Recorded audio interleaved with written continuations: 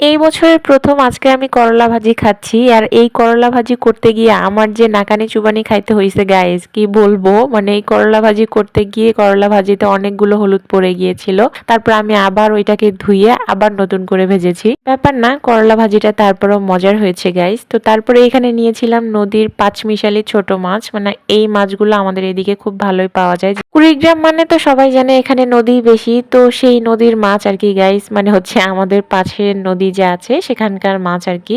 যে মাছগুলোতে অনেক ধরনের একসাথে অনেকগুলো মাছ পাওয়া যায়, তো ওইগুলাকে আমরা পাঁচমিশালি মাছ বলি। তোমরা কি বলো অবশ্যই কমেন্টে জানিও। ছোট মাছ আমার এমনিতেও অনেক বেশি পছন্দ, তো এটা দিয়ে খাওয়ার পরে নিয়েছিলাম হচ্ছে সজনে ডাঁটা আলু দিয়ে মাছের একটা পাতলা ঝোল। এই ঝোলটাও খেতে অনেক মজার হয়েছিল।